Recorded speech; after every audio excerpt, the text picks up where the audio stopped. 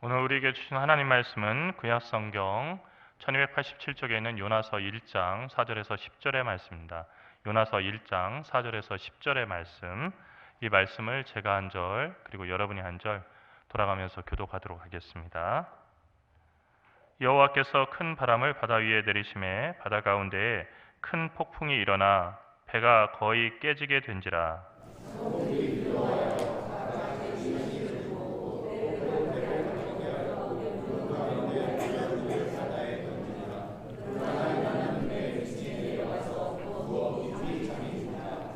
선장이 그에게 가서 이르되 자는 자여 어찌함이냐. 일어나서 내 하나님께 구하라. 혹시 하나님이 우리를 생각하사 망하지 아니하게 하시리라 하니라.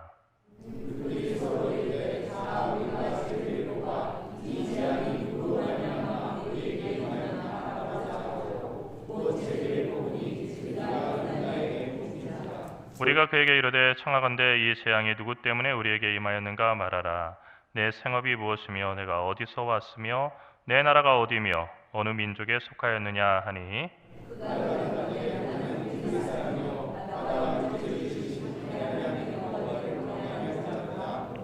자기가 여호와의 얼굴을 피함인 줄을 그들에게 말하였으므로 무리가 알고 심히 두려워하여 이르되 내가 어찌하여 그렇게 행하였느냐 하니라.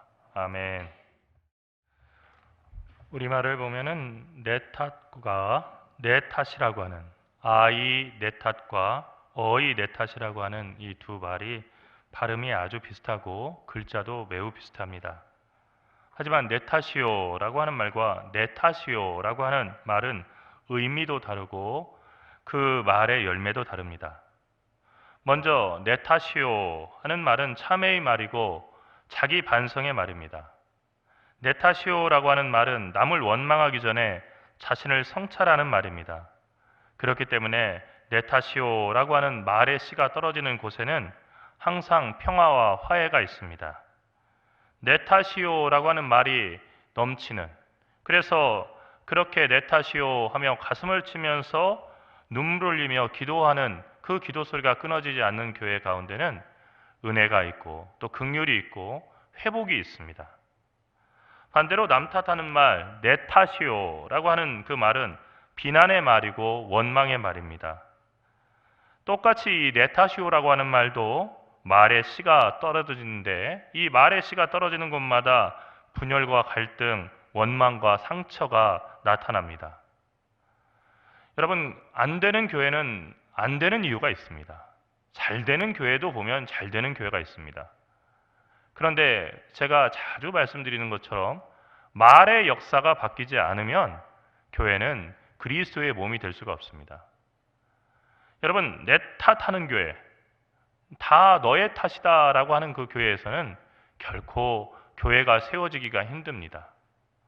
항상 뒷이야기가 있고 서로를 비난하는 얘기가 있습니다.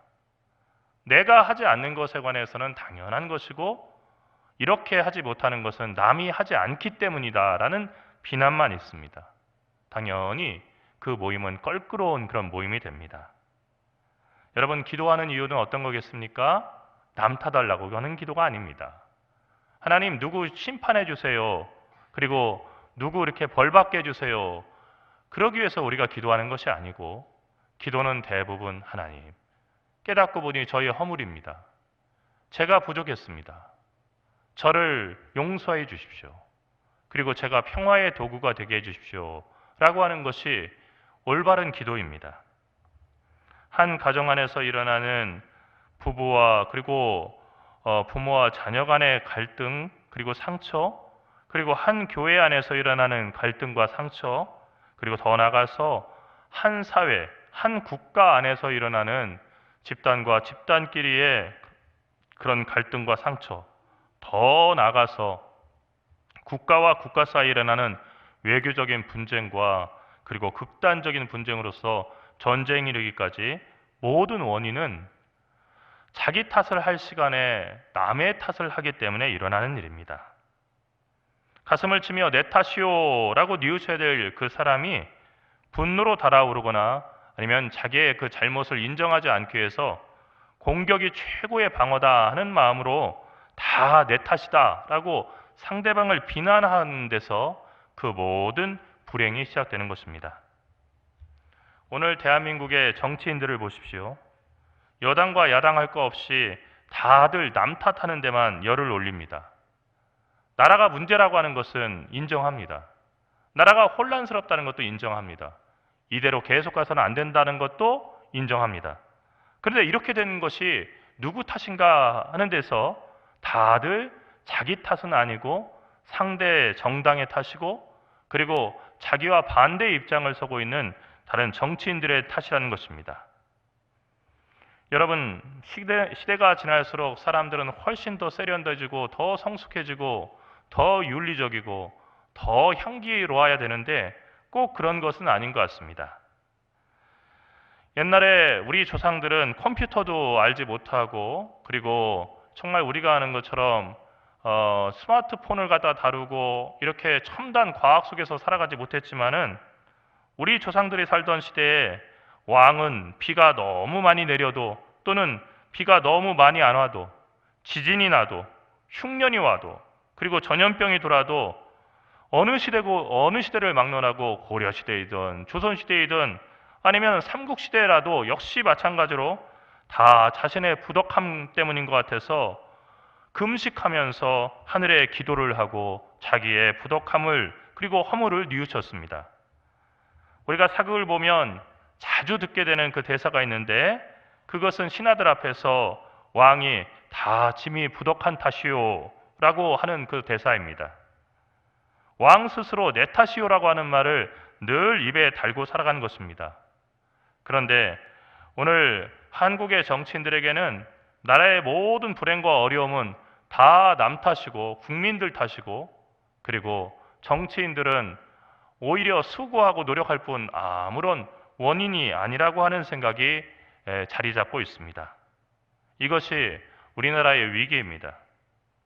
여러분, 조 바이든 대통령이 윤석열 대통령에게 선물한 The buck stops here라고 하는 그런 문구가 새겨져 있는 탁상용 팻말이 있었습니다.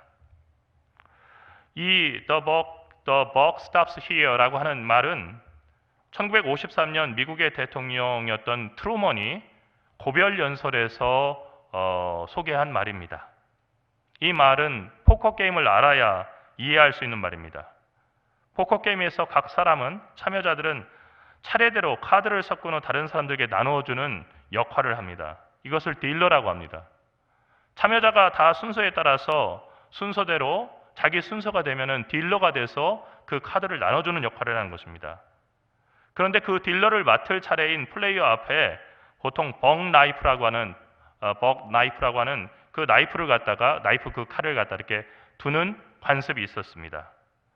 이 벅 나이프라고 하는 것은 호이트 벅이라고 하는 사람이 만든 아주 튼튼한 칼이었었는데 그 상표가 그 벅 나이프인 거죠. 이 벅 나이프가 한 사람 앞에 놓이게 되면은 그 사람은 선택을 하고 결정을 해야 됐습니다. 그것은 자기가 딜러를 맡거나 아니면 나는 그 딜러 안 할 테니까 옆에 사람 딜러 하도록 하세요 해서 자기 그 딜러 차례를 다른 사람들에게 넘길 수 있었다는 것입니다. 그래서 영어 표현에 보면 pass the buck이라고 하는 말이 있는데 pass the buck, 이것은 책임을 다른 사람들에게 넘긴다 그런 뜻입니다. 벅을 넘긴다는 뜻은 어떤 문제에 대한 책임을 자신이 지지 않고 다른 사람에게 그 책임을 다 전가한다는 그런 뜻이죠. 또한 책임을 외면한다는 뜻도 됩니다. 그런데 벅 나이프를 그대로 자기 앞에 두면, 그러니까 그 벅 나이프를 갖다가 이렇게 옆으로 넘기지 않고 그것을 딱 여기다 멈춰두고 자기 앞에 두게 되면 그것은 자신이 딜러의 그 무거운 책임을 지겠다는 그런 뜻이 되는 것입니다. 트루먼 대통령의 그 한 친구가 있었는데 그 친구가 트루먼이 대통령이 돼서 백악관 집무실에 들어갈 때 이 작은 표지판 The buck stops here라고 하는 이 작은 표지판을 만들어서 그것을 갖다 붙이라고 선물을 했었다고 합니다. 이 문장의 뜻은 모든 책임은 내가 진다라고 하는 말입니다. 다시 말해서 이 친구가 대통령이 된 트루먼에게 하고 싶었던 얘기는 지금부터 미국에서 일어나는 모든 일에 대한 책임은 대통령인 당신 트루먼에게 있어. 이 점만 잊지 말고 남들 탓하지 말고 이건 다 내 탓이라고 생각하고 항상 책임을 지는 마음으로 대통령의 임기를 잘 마치시오 라고 하는 조언이 그 안에 들어있었던 것입니다. 그러니까 바이든 대통령이 윤석열 대통령에게 준 선물 속에는 모든 책임은 내가 진다는 말을 잊지 마십시오.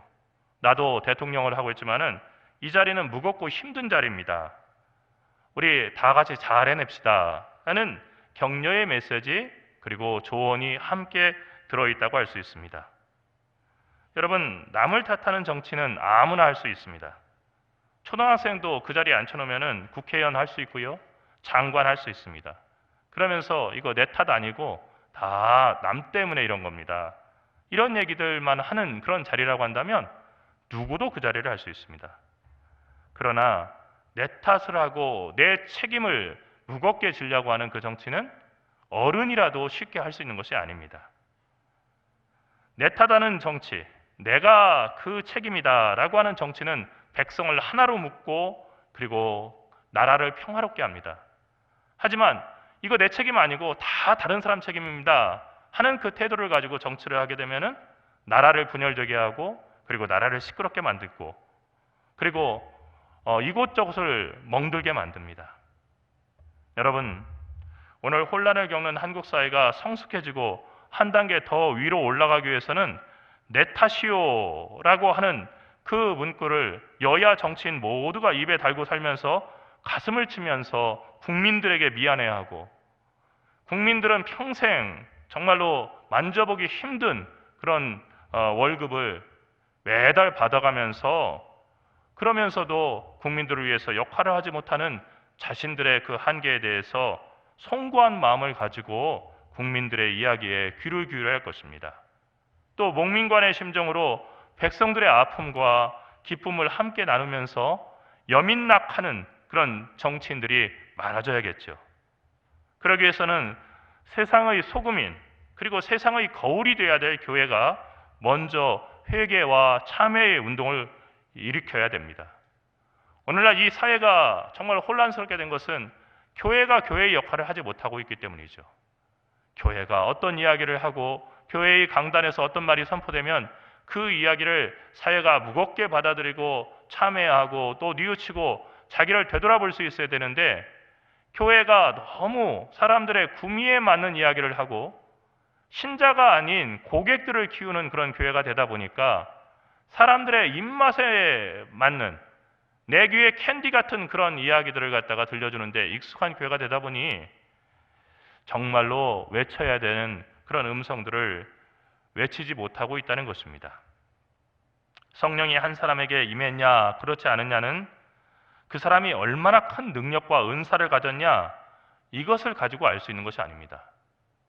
성령의 역사, 하나님 나라의 역사는, 하나님의 나라는 말에 있지 않고 능력에 있다라고 하는 사도 바울의 이야기를 우리가 오해해서는 안 됩니다.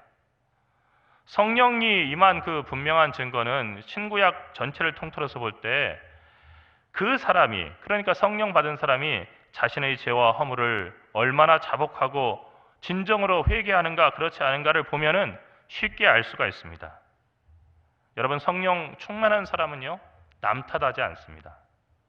성령 충만한 사람은요 자신을 되돌아보고 자신 탓을 하고요, 그리고 자신이 변하여서 그것을 평화롭게 하려고 합니다. 원망과 미움 그리고 시기 질투를 가지고 살아간다고 하는 것은 그 사람에게는 성령이 함께하지 않는다는 것을 보여주는 가장 분명한 증거입니다. 여러분, 왜 신앙생활하기가 힘듭니까? 성령 안에서 우리가 일을 해야 되는데, 성령의 능력 안에서 있어야 되는데 성령 없이 우리가 신앙생활을 하니까 참 힘듭니다. 여러분, 5톤 트럭 같은 그런 트럭하고 여러분들이 모는 그 작은 승용차에 붙어있는 핸들은 크기 자체가 다릅니다. 막 트럭 같은 경우는 이렇게 커가지고 이렇게 돌리죠, 이렇게 돌리죠. 그런데 그 트럭의 손잡이는 의외로 그렇게 힘들지 않아요. 옛날에 유압식이 아니었던 그런 때는 정말로 이렇게 막 힘을 다해서 돌려야겠지만, 요즘에는 정말로 연약한 여자들의 그 손을 통해서도 이렇게 한 손으로도 돌릴 수 있는 것이 요즘 그 모든 그 트럭들의 그 핸들들입니다. 근데 여러분, 시동이 꺼지고 나면요, 어떻습니까? 여러분이 타시는 그 작은 승용차들도, 일반 그 승용차들도 핸들이 돌아가지 않아요. 핸들이 감긴다고 하죠. 딱 감겨버리면, 잠겨버리면 그 핸들은 정말로 천하장사가 와서 그 돌리려고 해도 돌아가지 않는 거예요. 그러나 시동이 켜지고, 그리고 정말 그 차가 달릴 준비가 딱 돼버리면 어떻게 됩니까? 그 다음부터는 그냥 한 손으로 돌려도 그 핸들이 돌아가는 겁니다. 신앙생활도 역시 마찬가지입니다. 여러분, 성령 충만한 이유가 어디에 있냐면요, 우리는 성령이 우리를 떠나는 순간 옛사람의 모습으로 변해서 전혀 다른 그런 삶을 살아가기 때문입니다. 모든 예배는 성령의 임재를 기원하는 것으로 시작되고 성령께서 임재하셔야 가능한 시간입니다. 그렇기 때문에 예배의 핵심은 참회와 회개에 있습니다. 우리가 매번 드리는 예배는 구약 성경의 제사와 같은데, 속죄 제물을 드리는 참회의 제사, 그런 그 참회의 제사가 모든 제사의 기본이었습니다. 감사제도 있지요. 그리고 서원의 예물을 바치는 서원의 제사도 있습니다. 하지만 이스라엘의 기본적인 제사는, 그리고 매일같이 드려야 될 것은 속죄의 제사였습니다. 제사장이 존재하는 이유도 이스라엘 백성들의 죄를 사해달라고 하나님께 간구하는 제사를 드리기 위해서 이스라엘의 제사장들이 있었습니다. 우리가 드리는 매번의 예배는 속죄 제물을 드리는 참회의 제사입니다. 다만 그 제사는 어린 양 대신 하나님의 아들께서 십자가에서 한 번 드리신 그 제사를 기념하는 데서 시작합니다. 제물을 드리는 대신에 자기 자신을 예수께서 십자가에 달려 죽으신 것처럼 자기 자신을 드리는 것이 모든 그리스도인들의 제사가 되어야 됩니다. 자신을 드리기 위해서는 먼저 자신의 허물과 자신의 죄를 하나님 앞에 고백해야 합니다. 그러니까 예배를 드린다고 하면서 자기의 죄와 허물이 전혀 없다, 나는 죄와 허물을 갖다가 고백할 것도 없고 나는 의로운 사람이다 하는 사람은 사실은 그 예배의 자리에 아무런 의미 없이 앉아 있는 것입니다. 성경은 분명히 모든 사람들은 다 죄인이고 한쪽으로 치우쳤다고 얘기를 하는데, 나는 치우치지 않았고 나는 죄인이 아닙니다 하는 얘기는 하나님을 거짓말장이 만드는 것이기 때문에, 하나님을 거짓말장이라고 이렇게 자기 행동을 통해서 보이는 사람이 하나님을 예배한다는 얘기는 그건 논리적으로 말이 되지 않는 얘기가 되는 것이죠. 하나님의 사람 요나에게 하나님의 말씀이 임했습니다. 이스라엘의 원수 니느웨로 가서 회개하지 않으면 사흘 뒤에 망한다는 메시지를 선포하라고 하는 명령이었습니다. 요나는 니느웨로 가기를 거부하고 반대 방향에 있는 다시스로 가는 배를 탔습니다. 니느웨는 이스라엘의 원수인 아수르의 수도였습니다. 요나는 자기 민족을 짓밟은 아수르라고 하는 나라의 그 수도가, 그 수도에 사는 왕과 백성들이, 더 나아가서는 아수르라고 하는 나라가 회개하고 하나님의 구원받는 것을 도저히 견딜 수가 없었습니다. 요나는 하나님의 사람이었지만은 니느웨에 있는 아수르의 왕과 백성들이 망하기를 간절히 원했습니다. 요나는 니느웨를 용서할 수가 없었습니다. 그런 요나에게 하나님은 니느웨 백성들을 회개시켜서 구원받게 하라고 하는 임무를 주신 것입니다. 물론 하나님께서 아수르의 모든 악을 다 외면하신 것은 아닙니다. 똑같이 구약 성경에 실려 있고 똑같은 예언서지만 나훔서를 보게 되면 나훔서의 주제는 아수르의 수도 니느웨에 대한 하나님의 심판의 내용입니다. 그것이 주제입니다. 아수르가 이스라엘을 침략하는 과정에서 저지른 악에 대해서 하나님은 전혀 잊지 않으시고 다 기억하시고 반드시 심판하실 것이라고 선언하였습니다. 그렇게 해서 역사를 주관하는 것은 강대국의 칼이 아니라, 그리고 정치적인 권력이 아니라 하나님의 지혜와 섭리라고 하는 것을 드러내신 것입니다. 그렇다면 나훔에서 아수르의 심판을 갖다 선언하셨던 하나님은 왜 요나서에서는 갑자기 아수르에게 회개를 촉구하고 그들이 죄를 용서받아서 구원받게 하라고 그 메시지를 전하게 요나를 보내셨을까? 이런 걸 보면은 참 성경 말씀대로 살아간다는 게 참 힘들죠. 하나님의 뜻대로 된다는데 나훔서를 읽고서 하나님의 뜻대로 살아야 되는 건지, 아니면 요나서를 읽고서 하나님의 뜻대로 살아야 되는 건지 헷갈리게 됩니다. 하나님은 왜 여기서는 이랬다가 저기서는 저렇게 얘기하십니까? 왜 하나님은 일관되지 않은 겁니까? 사실은 이러한 질문들은 성경을 우리가 전체적으로 읽지 못하기 때문에 그래서 생기는 오해입니다. 하나님의 본래의 뜻은 항상 일관됩니다. 그것은 평화입니다. 나 여호와가 말하노라 너희를 향한 나의 생각은 내가 하나니 재앙이 아니라 곧 평안이요 너희 장래에 소망을 주려 하는 생각이라. 예레미야서 29장 11절의 말씀은 이스라엘뿐만 아니라 세상에 존재하는 모든 나라와 모든 백성에게 적용되는 하나님의 뜻입니다. 하나님은 우리를 바른 길, 생명의 길로 인도하기를 원하십니다. 그리고 우리가 미워하고 우리와 원수가 되어 있는 그 나라까지도 그렇게 하시기를 원하십니다. 여러분 축구를 이렇게 보면서 어제 그 축구 보시고 혈압이 많이 오르신 분들이 많으시죠? 제가 이렇게 자다가 이렇게 그 잠결에 그런 생각을 했어요. 저는 그 어제 축구 경기를 보지 못했는데 새벽기도 때문에 보지 못했는데 분명히 여기서 환호성이 나야 될 텐데 왜 이렇게 조용할까? 그래서 나가 보니까 저희 막내만 이렇게 막 시무룩해서 앉아 있더라고요. 그랬더니 감독을 보면서 지금이 웃을 때야? 왜 웃는 거야? 하면서 그 감독을 갖다 이렇게 보더니 정말로 그냥 아주 그 허탈한 마음으로 들어가는 걸 봤습니다. 여러분 우리가 이제 그런 축구 같은 걸 하면은 그런 생각이 들잖아요. 우리나라는 좋은 편, 그리고 우리나라와 싸우는 팀은 나쁜 편. 특히 한일전 되면 어떻게 돼요? 기도하죠. 하나님, 저놈들은 나쁜 놈들입니다. 잠시 1분도 저놈들 편 드시면 안 됩니다. 교인들이 많아도 우리가 많습니다. 그리고 기도하는 사람들이 많으니까 우리 편 들어주십시오. 하나님 어떤 편 들으실까요? 열심히 기도하니까 그래 여기 교회에서 오늘 새벽에 정말 한일전 놓고 기도하는 교인들 많았으니까 오늘 이기게. 그리고 일본 사람들 보면서는 저 나쁜 놈들 저거 멸망해야 돼. 축구할 때마다 골 넣으려고 하면 내가 벼락을 때려야겠다. 그렇게 일본 사람들을 바라보실까요? 난 그렇지 않다고 생각합니다. 예?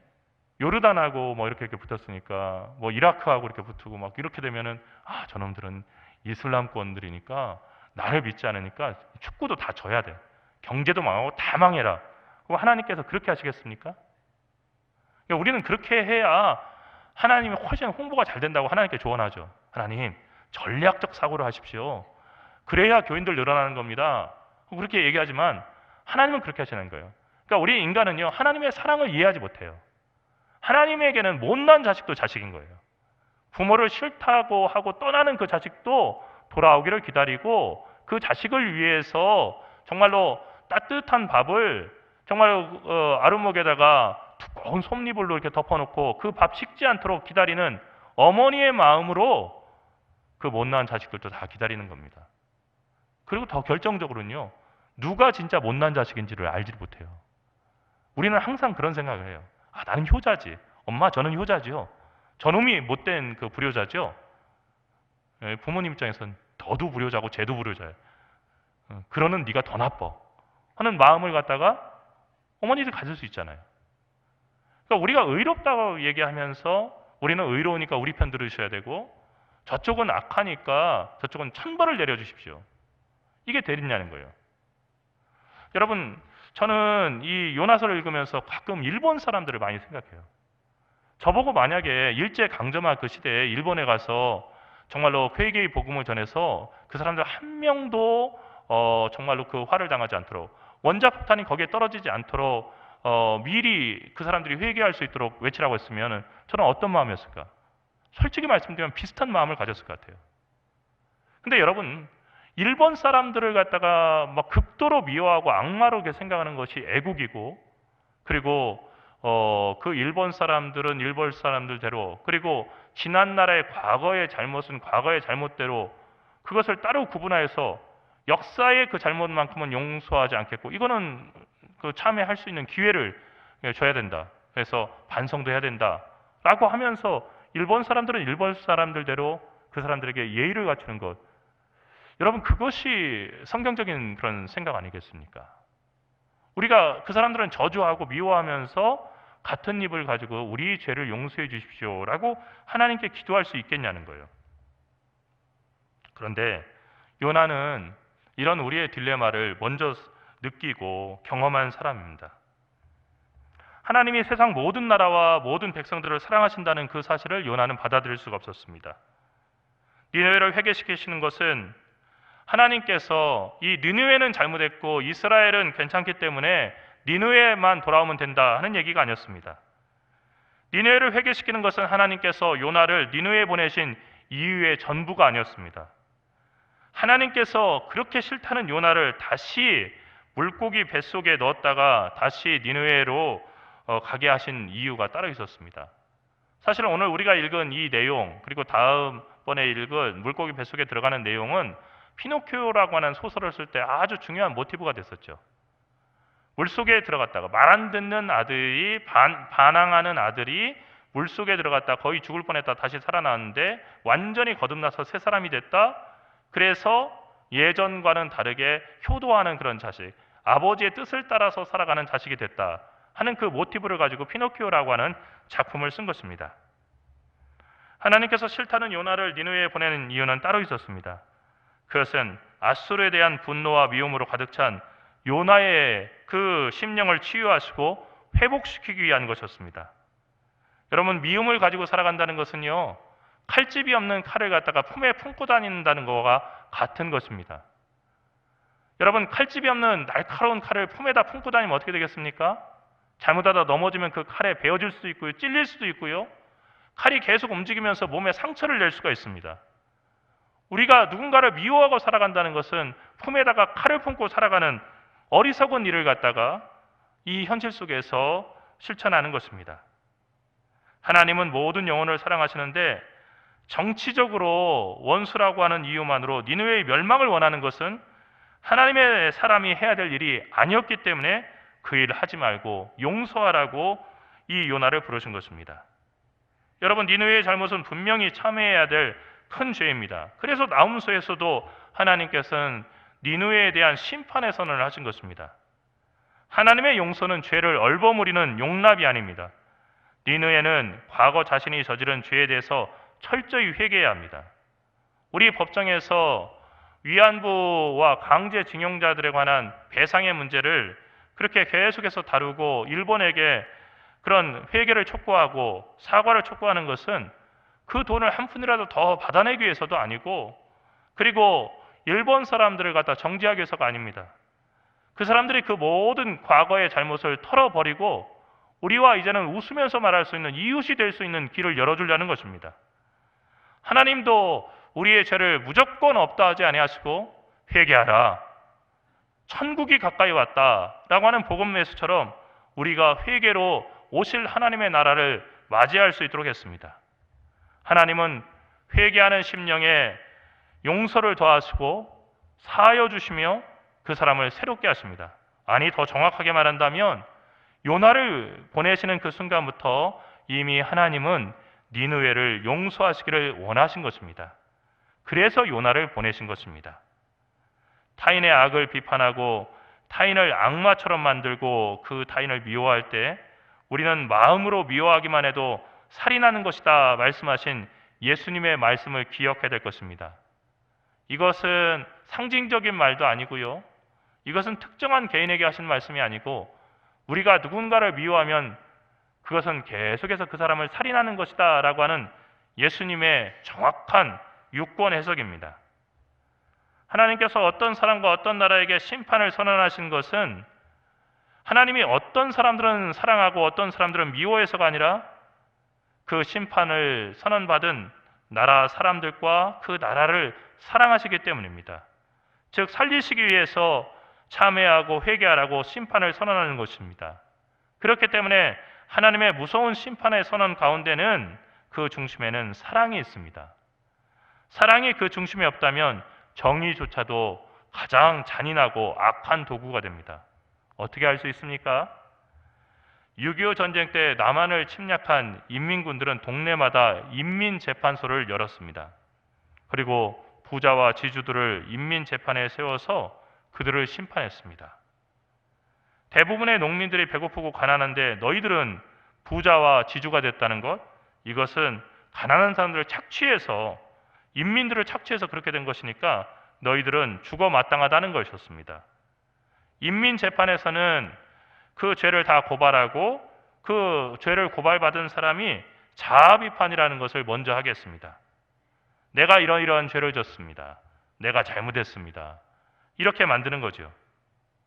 어디서 이것을 가져왔냐면요, 그 북한의 김일성이 자기 어머니 강반석, 그러니까 베드로의 이름을 따서 강반석이라고 이렇게 이름을 줬었는데, 그 강반석이라고는 어머니가 다니던, 어렸을 때 그 어머니와 함께 다니던 감리교회에서 정말 자기가 잘못하면 나와서 간증하고 회개하고 하는 것을 이렇게 보면서, 아하, 저거 괜찮겠구나, 자기 잘못을 갖다가 저렇게 스스로 뉘우치게 만들고 거기에 대한 처벌을 하면 되겠다, 그러면 모든 사람들에게 학습이 되겠다, 이것을 배운 겁니다. 그래서 자기의 잘못을 스스로 말하게 한 거죠. 그런데 말을 하고 나면 어떻게 됐습니까? 죽도록 그 사람을 갖다가 때리거나 아니면 그 사람을 잔인하게 죽였습니다. 여러분, 이것은 정의가 아닙니다. 악을 저지른 사람에게도 뉘우칠 기회를 주고 다시 사람답게 살아갈 기회를 주는 것이 하나님의 정의입니다. 약한 자 힘주시고 강한 자 바르게, 추한 자 정케함이 주님의 뜻이라 라고 하는 찬송가의 가사가 그런 뜻입니다. 하나님은 니느웨가 회개했듯이 요나가 미움과 분노를 극복하고 원수까지 사랑하는 진짜 하나님의 사람, 그리고 요나를 사랑하시는 하나님을 본받는 하나님의 자녀가 되기를 원하셨습니다. 그러니까 하나님께서 요나를 니느웨에 보내신 것은 니느웨를 살리시기 위해서뿐만 아니라 요나를 참회하게 하시고 사랑하는 마음을 회복시키셔서 새 사람, 복을 받기에 합당한 사람으로 바꾸시기 위해서 그렇게 한 것입니다. 하나님은 세상을 바꾸시기 전에 우리 한 사람 한 사람을 바꾸기를 원하십니다. 마가의 다락방에 모인 120문도에게 성령이 임하셨을 때 그들은 회개했습니다. 사람들은 끊임없이 몇 날 며칠을 회개하는 이 사람들을 보고서 무언가 큰 변화가 일어났다는 것을 알게 되었습니다. 그리고 그들이 하는 말이 달라졌습니다. 성령 강림 사건을 보면서 불의 혀같이 갈라지는 것이 그들에게 임했다. 왜 하필 불의 혀같이 갈라지는 것일까? 그들이 성령 받았을 때 방언을 얘기했어요. 방언은 따따따따따따따따 뚜뚜뚜뚜 하는 알아듣지 못하는 외계인 같은 그런 말이 아니고요, 요즘으로 말하면 외국어였습니다. 그러니까 전 세계에서 모인 그 디아스포라 유대인이라고 하는 사람들이 자기 말로 복음을 들을 수 있겠어요. 그런데 자기 말로 복음을 전하는데요, 그 복음의 핵심적인 내용은 뭐냐면 그 성령 받은 사람들의 자기의 허물과 죄에 대한 고백, 그리고 예수 그리스도의 십자가의 은혜에 관한 증거였습니다. 그러니까 여태까지 남들 비난하고 남들을 욕하던 그 제자들이 성령 강림 사건을 경험하고 나서는 남 얘기가 아니라 자기의 허물을 참회하고 용서를 구하는 사람이 됐다는 것입니다. 이때 이 120문도들을 통해서 세상이 변화됐던 사실을 우리는 알고 있습니다. 여러분, 요나는 내 탓하는 사람, 즉 남 탓하는 사람이었습니다. 하나님은 요나가 내 탓이오라고 자기 가슴을 치며 회개하는 사람, 세계를 불쌍히 여기고 그 세계를 품고 기도하는 사람이 되기를 원하셨기 때문에 요나에게 중요한 일을 맡기셨습니다. 정치와 언론, 그리고 특별히 자극적인 뉴스 기사가 우리의 미움을 자극합니다. 사람들이 분노하고 분열될수록 그 사람들을 자신의 뜻대로 움직이기 쉽기 때문에 권력자들은 자꾸만 뉴스에 손을 대고, 그래서 서로가 서로를 미워하게 하고, 지역과 지역이 나뉘고, 또 종교와 종교가 서로 대립하게 만듭니다.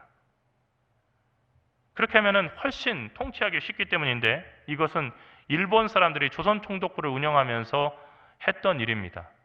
이전까지는 그렇게 전라도와 경상도 이런 지역 감정 그렇게 중요하지 않았어요. 화개장터를 보면 알잖아요. 그러나 우리가 식민지를 벗어나서도 여전히 그 일본 식민 통치의 잔재를 살고 있는 것입니다.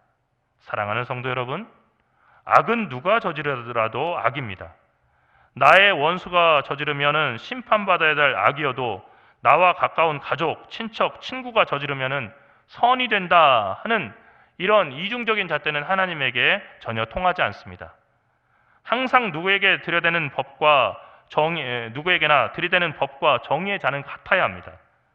하지만 악을 미워해야지 그 악을 저지른 사람을 원수를 미워해서는 안 된다고 예수님께서는 우리에게 분명히 말씀해 주셨습니다. 서로에 대한 증오에 사로잡혀서 남 탓만 하다 보면 우리 자신의 허물과 죄를 다 잊어버리고 우리 스스로 완벽하고 의로운 하나님이 되었다고 하는 착각에 빠질 수가 있기 때문입니다. 이것은 인간이 저지를 수 있는 가장 큰 죄인 교만입니다. 교회는 철없는 세상을 주님의 진리로 깨우쳐야 됩니다. 물론 이 시대는 교회가 세상보다 더 철없는 교회가 되어버렸고 손가락질 받는 교회가 되었지만은 그래도 교회는 주님의 정의와 공의를 선포하고 회개를 촉구해야 합니다. 구약 성경에서 절대 다수의 분량이 예언서라고 하는 사실은 신앙이 정치로부터 자유로울 수 없다는 것을 우리에게 보여줍니다. 교회는 세상에 정의와 공의를 선포하고 그리고 세상이 잃어버린 사랑과 자비를 외쳐야 됩니다. 추하고 악한 자를 바르게 세우기 위해서 그들을 질타하고 저주하는 것이 아니라 그들을 위해서 기도하고 용서하며 섬겨야 합니다. 교회가 외치는 정의와 공의는 반드시 사랑과 긍휼이 들어있어야 합니다. 교회는 원수를 죽이기 위한 정의가 아니라 살리고 복되게 하며 그리고 하나님의 자녀답게 변화시키기 위한 긍휼과 자비가 넘치는 정의를 외쳐야 합니다. 그 일을 하기 위해서는 요나처럼 교회도 먼저 깨닫고 그리고 먼저 참여해야 됩니다. 배가 침몰하게 된 재앙은 남들 때문이 아니라 자신 때문이라고 하는 자각이 있어야 되겠습니다. 그때 교회는 세상을 구원하기 전에 먼저 그리스도인 된 우리를 변화시키고 구원하기 원하시는 하나님의 뜻을 헤아리고 그 뜻을 이룰 수가 있습니다. 사랑하는 성도 여러분, 모든 것은 너의 탓, 내 탓이 아닙니다. 모든 것은 나의 탓, 내 탓입니다. 여러분과 제 탓 때문에 모든 일이 일어나고 있는 것이고 먼저 바뀌어야 할 것은 우리가 미워하는 상대방이나 원수가 아니라 바로 우리 자신이고 또 우리가 침묵하고 있었던 우리들의 어두운 그림자들입니다. 하나님께서 우리 가운데 임하셔서 그 모든 것을 변화시켜 주시고 세상을 손가락질하는 그 손을 모아서 기도하게 하시고 먼저 하나님 앞에 정말로 마른 눈이 아니라 참회의 눈물로 젖은 눈을 가지고 겸손히 엎드려져 있는 기도하는 사람 또한 주의 자녀들이 될 수 있도록 우리를 변화시켜 주시기를 간절히 축원합니다. 기도합시다. 사랑하시는 주님, 은혜와 사랑을 감사합니다. 이 땅의 황무함을 주님 지켜봐 주시옵소서. 주님, 세상은 참된 평화를 잃어가고 나라 구석구석에 여러 가지 혼란과 그리고 여러 가지 구멍들이 보이고 있지만 백성들이 너무나 힘들어함에도 불구하고 주님, 정치인들의 그 말은 입술의 끝에만 국민들을 위한다는 말이 달려있음을 우리가 바라봅니다. 우리가 그들을 한심하게 생각하고 그들을 미워하기도 했고 그들을 질타하기도 했습니다. 하지만 이 시간 주님, 대한민국의 정치인들을 위해서 기도합니다.